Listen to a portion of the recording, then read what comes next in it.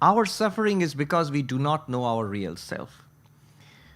The solution in Vedanta is an inquiry into what we are. Who am I? Now, the moment we say that and we take a look at ourselves, the answer seems to be obvious. What am I? This, here. You mean this body? Yeah, I guess so, this body. And not just this body, there's something within this body, the person, the mind.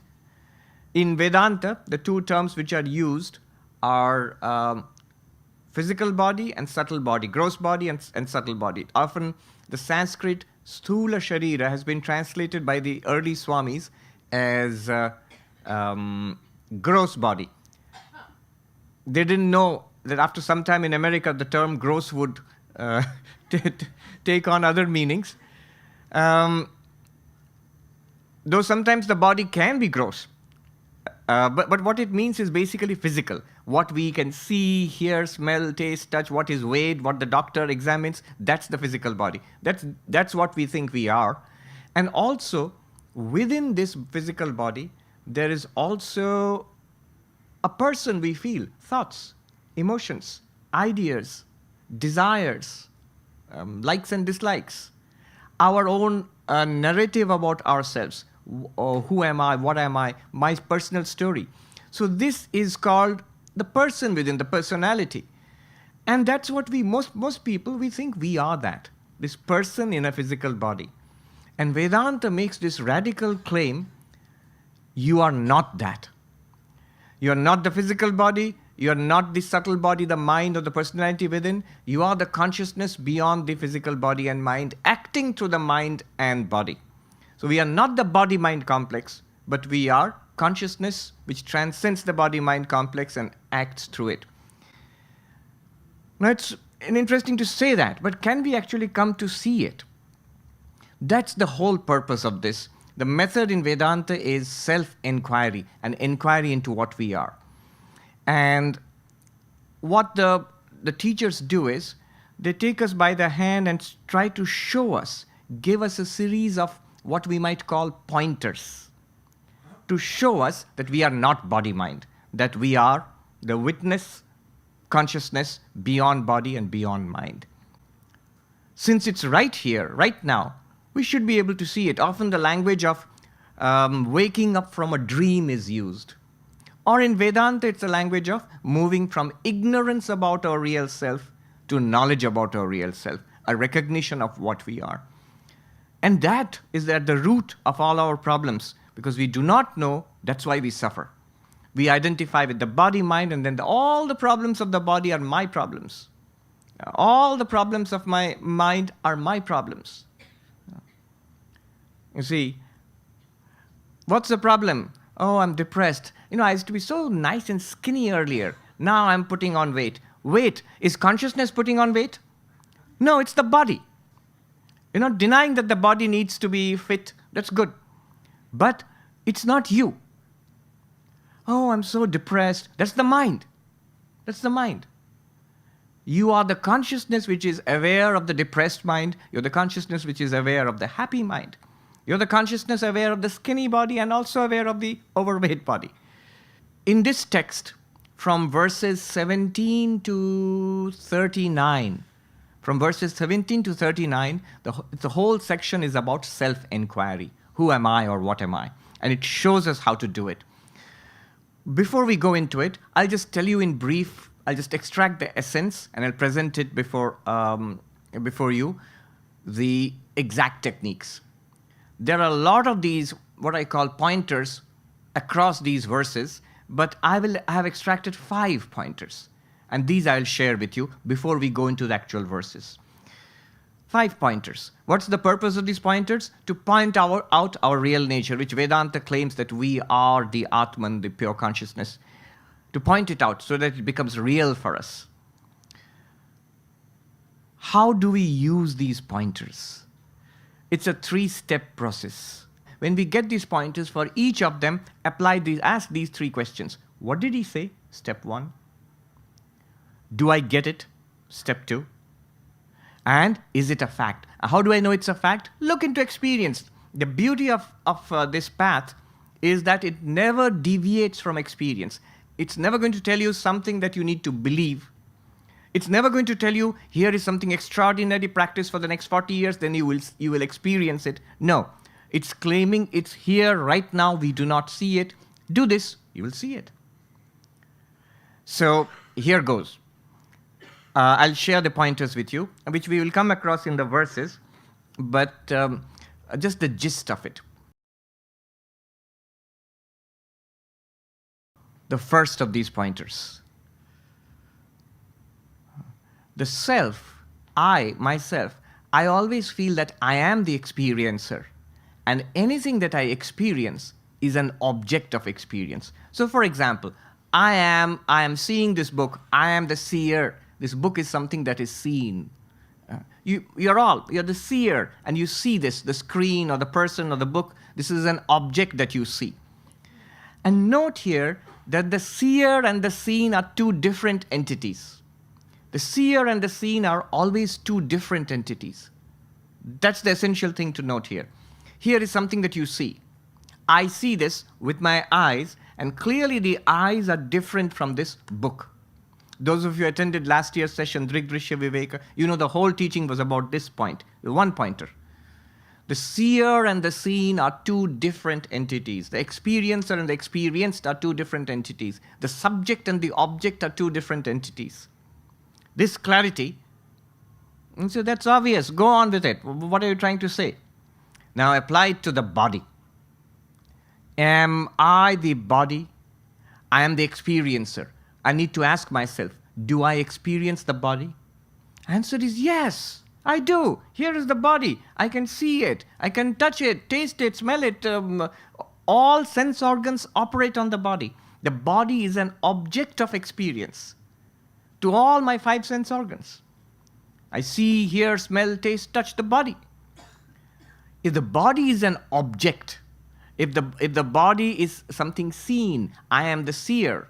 Remember, seer and seen are two different things, two different entities. If I am the seer, then whatever I am, I must be different from the body.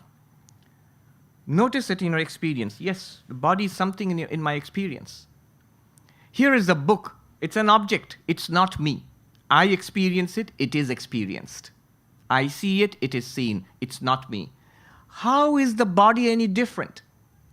I see the body intimately. I see it, hear. The tummy is rumbling. I can hear it. So all the sense organs reveal the body to me as an object of experience. This pointer is called, in brief, seer and seen. In Sanskrit, Drig Drishya. Drig Drishya. Drig means the seer. Drishya means the object of seeing. And the two are separate. What's the point? The two are separate. Apply these 3 stages. What did he say? Do I get it? Is it a fact? All right, this is one way of looking at it.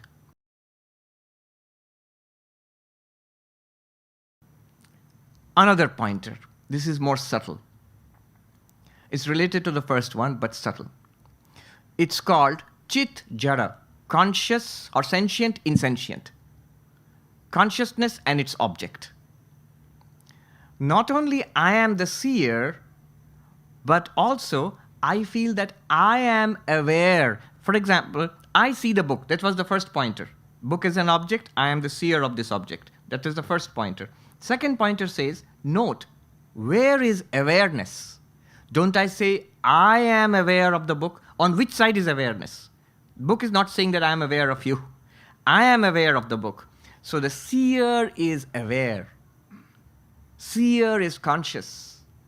The object of vision, the object which we are conscious of, that's not conscious. Consciousness is on your side, not on the side of the object. Am I making sense? When you look at your experience, when we look at our experience, we experience many things. Where is consciousness? It's here. I am conscious of those things.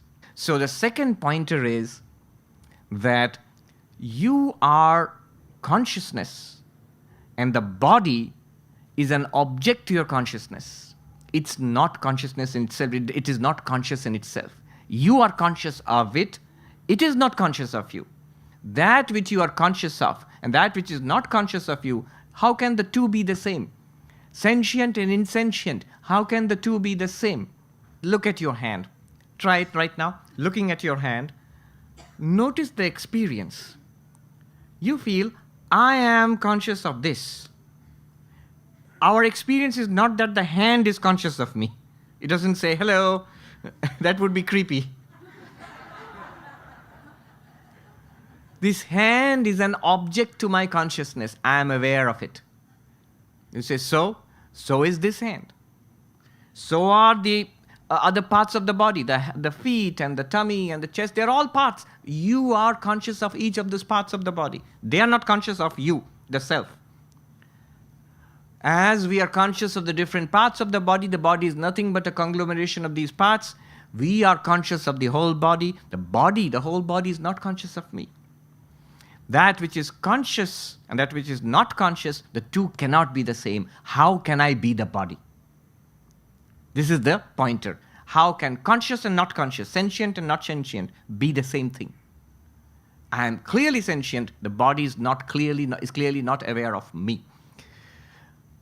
A little question here is that somebody might say, but the body feels conscious. That is true. Vedanta says the mind and the body borrow consciousness from you. You, the conscious self, you lend your light to the mind, and from the mind to the senses, from the senses to the body, consciousness illumines all this, and therefore the body feels conscious. But that consciousness belongs to me, the conscious self within the body. It's not inherent to the body. So this is the second pointer. Distinguish between the two pointers. The first one said, seer and seen are different. Subject and object are different. I am the subject, the body is an object. I can't be the body. I am the seer, the body is seen. I can't be the body. I am the experiencer, the body is experienced. I can't be the body. That's pointer one. Pointer two is consciousness and non-conscious. Conscious and non-conscious, sentient and insentient. They cannot be the same. Clearly, I am conscious of the body. The body is not conscious of me. Therefore, I cannot be the body. Subtle difference, but they are two different pointers. Third pointer, changing and unchanging. This is an easy one and a very powerful one. This body has changed so much. Imagine the body when it was a baby. Even your mother won't be able to recognize the two photographs if they put them together. The body at 6 months age and the body at 60. They look so different. From babyhood to childhood to teenage to youth to middle age to old age, the body changes so much. Doctors say that most of the cells, except perhaps a few cells in the brain or the nervous system, most of the cells are replenished, they die, and they are regrown, and they change over a period of several years. So we are continuously, this body is like a stream of matter. Matter entering and leaving and continuously changing. In classical Sanskrit, they talk about the sixfold changes of the body. First change, asti. It comes into existence. It was not, it is now. Second change, it is born. Sanskrit, jayate. Third is vardhate, grows, childhood to teenage. Fourth change, viparinamate. That means it reaches a plateau. It reaches a plateau. The doctor said 40. Swami, this is a secret we don't let out. After 40, it's all downhill. I'm sorry, but that's what the doctor told me. He said, we can make sure today, we can make sure you can live long. We really cannot make sure you live well. You will live long, but may not be live well. And the downhill is just, we manage it. We manage it. We do hatha yoga, we do gluten-free, and we do so many things we do. We manage it so that we can live a better quality of life. But time is against us. The body changes and begins to deteriorate. The fifth change, apakshiyate. That means it deteriorates, declines. And the last one we all know, nashyati, destroyed, death. Sixfold changes the body undergoes. And yet I say that that baby was somehow I was that. And that teenager, that too. And the middle-aged person, that too. And the senior person's body, that too. And one day, the dead body, that too. I am the same person. I don't say the baby was somebody else, is not with me. I am somebody else. No, clearly I am the same one. Somehow I have a sense that I am this unchanging subject in a changing body. The changing and unchanging, how can they be the same? I cannot be the body. The changing body and the unchanging self cannot be the same thing. Changing, unchanging, it cannot go together. It's illogical. In Sanskrit, savikara, nirvikara. Savikara, subject to change and modification. Nirvikara, unchanging, not subject to modification. You may say, no, but I do change. I've attended so many personal growth programs, Swami. I've shelled out lots of dollars for personal growth, so I have changed. Yes, but that's change in the mind, change in the personality. Vedanta would say, you are the consciousness now aware of maybe a more accepting mind, a more focused mind. That's your personal growth. That's the growth of the mind. That's the growth of the personality. Body has changed. That's true. Body can change and does change. So the body changes, the mind changes, and you are the unchanging experiencer of a changing body-mind. Then that unchanging self, how can it be a changing body or changing mind? That's the third pointer. Changing, unchanging. In Sanskrit, savikara, nirvikara. Apply it. What did he say? Do I get it? And look into life. Is it a fact? Yeah, it's a fact. That's true. It's been changing, and there is something that I am which is not changing.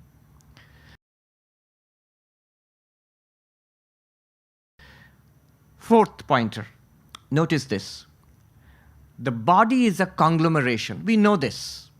Hands and feet and head and tummy and organs and tissues and cells, and they also have parts. Intracellular structures are there, right down to our DNA and all. So the parts, the body is a conglomeration.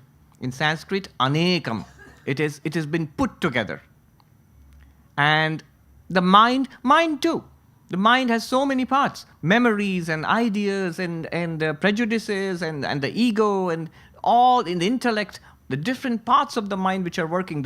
So this body-mind complex is, as the word says, it's a complex. It's made of a lot of moving, working parts. Apart from this, what are you? The consciousness which is experiencing this complex, this body-mind complex, is it a complex or is it simple and singular? Notice one thing. We always think of ourselves as a unit. Nobody thinks of himself or herself as a committee. I'll put it to vote. No. Even people with what is called multiple personality disorder, even there, I hear they are one person at a time. They are maybe very quickly changing. But we are not a committee. We have a psychological sense of an integration as one person. Tremendous changes are there, but they're changes in the mind. So the mind is a complex thing. The body is a complex thing. In Vedantic terms, the gross body is a conglomeration. The subtle body is a conglomeration, is a complex entity. But the witness consciousness which I am, functioning through these bodies, I'm a unit, single. How can that which is a unit be multiple at the same time? How can that which is simple be complex at the same time? In Sanskrit, ekam anekam, one, many. Because I am one and the body is a combination of many, I cannot be the body. Because of one, many, this is the pointer. Let me look into myself and see that I always see myself as a unit in the midst of a complex body-mind system. I cannot be this. Though I am here, though I am operating this, though I am in this, living through this, embodied in this, yet I am not this thing. That's the fourth pointer. One more.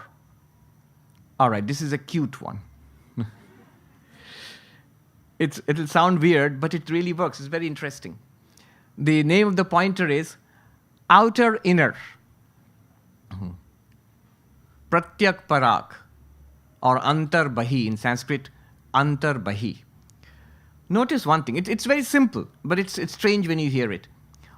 Always our senses with regard to the body, I always feel, where am I? Out there or in here? We always feel I am in here.